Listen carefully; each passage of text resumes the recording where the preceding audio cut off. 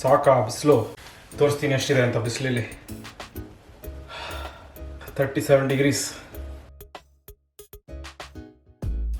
ಈ ಥರ ಬಿಸಿಲಲ್ಲಿ ಕರೆದಿದ್ದು ಖಾರವಾಗಿರೋದು ತಿನ್ನೋದಲ್ಲೇ ಮಜಾ ಅದು. ಇವತ್ತು ನಿಪ್ಪಟ್ಟು ಮಾಡ್ತಾಯಿದ್ದೀನಿ. ಏನಕ್ಕೆ ಮಾಡ್ತಾಯಿದ್ದೀನಿ? ಮೊನ್ನೆ ಅಜ್ಜಿ ಜೊತೆ ಫೋನಲ್ಲಿ ಮಾತಾಡ್ತಿರ್ಬೇಕಾದ್ರೆ ನಿಪ್ಪಟ್ಟು ಮಧುರ ವಡೆ ಮಾಡಿದ್ದೀನಿ ಅಂತ ಹೇಳಿ ಆಸೆ ತೋರಿಸಿದ್ದಾರೆ. ಸೊ ಅಜ್ಜಿ ರೆಸಿಪಿ ಯೂಸ್ ಮಾಡ್ಕೊಂಡು ಇವತ್ತು ನಿಪ್ಪಟ್ಟು ಮಾಡ್ತೀನಿ. ಇದನ್ನು ಇವತ್ತು ಬೇಕ್ಡು ಮಾಡ್ತೀನಿ, ಜೊತೆಗೆ ಫ್ರೈಡು ಮಾಡ್ತೀನಿ. ಕೊನೆಯಲ್ಲಿ ಎರಡರಲ್ಲಿ ಯಾವ್ದು ಚೆನ್ನಾಗಿದೆ ಅಂತ ಹೇಳ್ತೀನಿ. ಫಸ್ಟ್ ಇದಕ್ಕೆ ಒಂದು ಬೌಲ್ ತೊಗೊಂಡು 1 ಕಪ್ಪು ಅಕ್ಕಿ ಹಿಟ್ಟು ತೊಗೋಣ.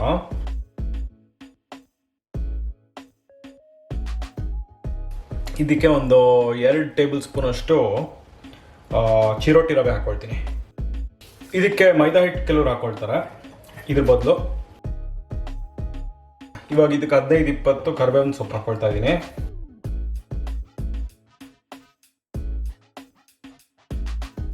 ಅಚ್ಕಾರದ ಪುಡಿ, ಇದು ಅಚ್ಕಾರದ ಪುಡಿ ಖಾರ ಎಷ್ಟು ಬೇಕೋ ಅಷ್ಟು ಹಾಕೊಬೋದು. ನಾನು ಹೋದ ಸತಿ ಮಾಡಿದಾಗ ಖಾರ ಕಡಿಮೆ ಆಗಿತ್ತು, ಅವಾಗ ನಾನು ಒಂದು 1/4 ಟೀ ಸ್ಪೂನ್ ಹಾಕಿದ್ದೆ. ಈ ಸತಿ ಅದಕ್ಕಿಂತ ಒಂದು ಸ್ವಲ್ಪ ಜಾಸ್ತಿ ಹಾಕ್ಕೊಳ್ತೀನಿ. ಆಮೇಲೆ ಇದಕ್ಕೆ ಹುರ್ಗಡ್ಲೆ ಮತ್ತು ಹುರಿದಿರೋ ಕಡಲೆಕಾಯಿ ಒಂದು ಸುಮಾರು 1/4 ಕಪ್ ಅಷ್ಟು ಹಾಕ್ಕೊಳ್ತಿದ್ದೀನಿ.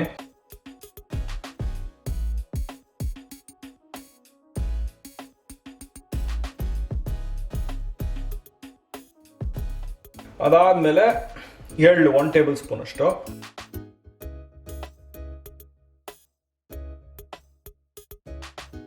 ಆಮೇಲೆ ಒಂದು ಸ್ವಲ್ಪ ಉಪ್ಪು.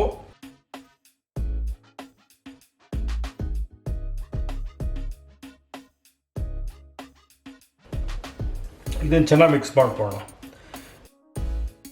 ಇದನ್ನು ಚೆನ್ನಾಗಿ ಮಿಕ್ಸ್ ಮಾಡಿಕೊಂಡು ಒಂದು 2 ಟೇಬಲ್ ಸ್ಪೂನ್ ಅಷ್ಟು ಎಣ್ಣೆನ ಕಾಯಿಸ್ಬಿಟ್ಟು ಇದಕ್ಕೆ ಹಾಕೋಣ. ಗರಿಯಾಗಿ ಚೆನ್ನಾಗಿ ಬರುತ್ತೆ.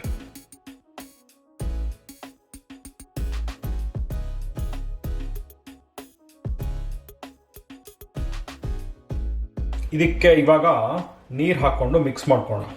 ನಾನು ಇದನ್ನು ಒಂಥರ ಅಕ್ಕಿ ರೊಟ್ಟಿಗೆ ಕಲ್ಸ್ಕೊಳ್ಳೋಷ್ಟು ಕನ್ಸಿಸ್ಟೆನ್ಸಿಲಿ ಕಲ್ಸ್ಕೊತೀನಿ.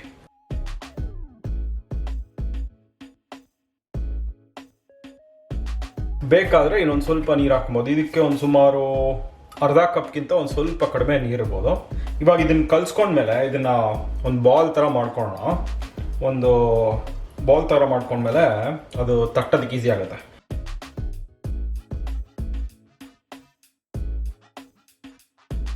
ನಾನಿವಾಗ ಇದನ್ನು ಒಂದು ಪಾರ್ಚ್ಮೆಂಟ್ ಪೇಪರ್ ಮೇಲೆ ತೊಗೊಂಡು ತಟ್ತಾ ಇದ್ದೀನಿ. ಪಾರ್ಚ್ಮೆಂಟ್ ಪೇಪರ್ ಮೇಲೆ ಹಾಕ್ಕೊಂಡ್ರೆ ಅದು ಅಂಟ್ಕೊಳ್ಳೋ, ಸೊ ಅದನ್ನು ತೆಗೆದುಬಿಟ್ಟು ಬಾಣಲೆಗೆ ಹಾಕೋದಕ್ಕೆ ಈಸಿ ಆಗುತ್ತೆ. ತಟ್ಕೊಂಡು ನಾನು ಇದನ್ನು ಒಂದು ಬೌಲ್ ತೊಗೊಂಡು ಇದನ್ನು ಶೇಪ್ ಮಾಡ್ಕೊತೀನಿ.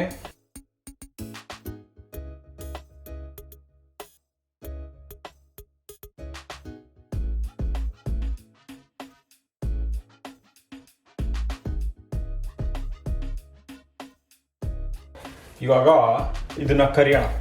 ನಾನೊಂದು ಸ್ವಲ್ಪ ಕಡಲೆಕಾಯಿ ಎಣ್ಣೆ ಹಾಕ್ಕೊಳ್ತೀನಿ ಇದಕ್ಕೆ. ಇದು ಸಾಮಾನ್ಯವಾಗಿ ಏನು ಜಾಸ್ತಿ ಎಣ್ಣೆ ಹೀರ್ಕೊಳ್ಳಲ್ಲ.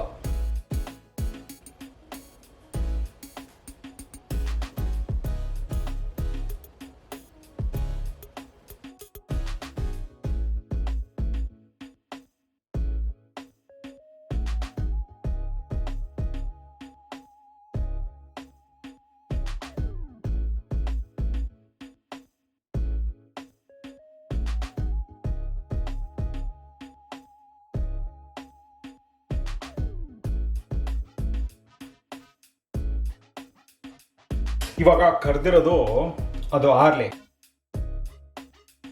ನೆಕ್ಸ್ಟು ಬೇಕ್ ಮಾಡೋಣ.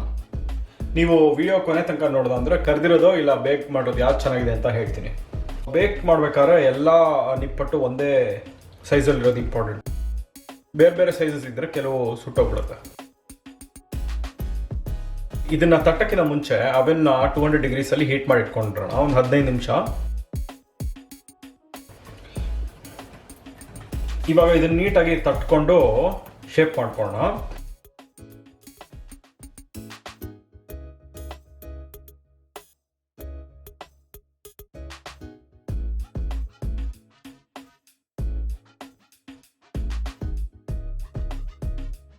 ಈ ನಿಪ್ಪಟ್ಟು ಬೇಕ್ ಮಾಡೋದು ರೆಸಿಪಿ ಆ್ಯಕ್ಚುಲಿ ನನ್ನ ತಮ್ಮಂದು.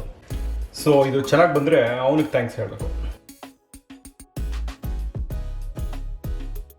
ಅವೆನ್ ಹೀಟ್ ಆಗಿದೆ. ಇವಾಗ ಇದನ್ನು 8ರಿಂದ 10 ನಿಮಿಷ ಒಂದೊಂದು ಕಡೆನೂ ಬೇಕ್ ಮಾಡ್ಕೊಳ್ಳೋಣ. 8-10 ನಿಮಿಷ ಆದಮೇಲೆ ತೆಗೆದ್ಬಿಟ್ಟು ತಿರುವಾಕಬೇಕು. ಇವಾಗ ಒಂದು 10 ನಿಮಿಷ ಆಗಿದೆ ನಾನು ಇದನ್ನಿಟ್ಟು. ಇದನ್ನು ಇವಾಗ ತಿರುವಾಕೋಣ.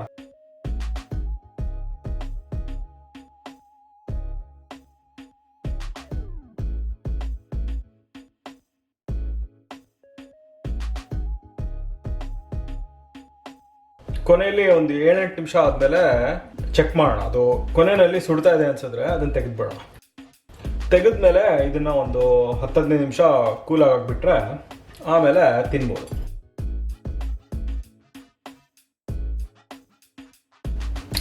ಇವಾಗ ಟೈಮ್ ಬಂದಿದೆ. ಫ್ರೈಡ್ ಚೆನ್ನಾಗಿದೆಯಾ, ಬೇಕ್ದು ಚೆನ್ನಾಗಿದೆಯಾ ಅಂತ ನೋಡೋಣ. ಫಸ್ಟು ಬೇಕ್ಡ್ ಹೆಂಗಾಗಿದೆ ಅಂತ ನೋಡೋಣ. ಆಹಾ, ಸಖತ್ತಾಗಿದೆ.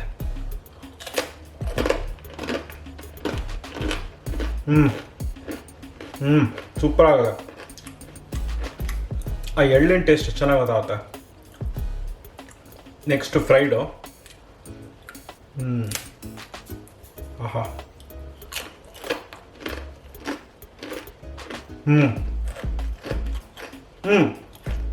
ಚೆನ್ನಾಗಿದೆ.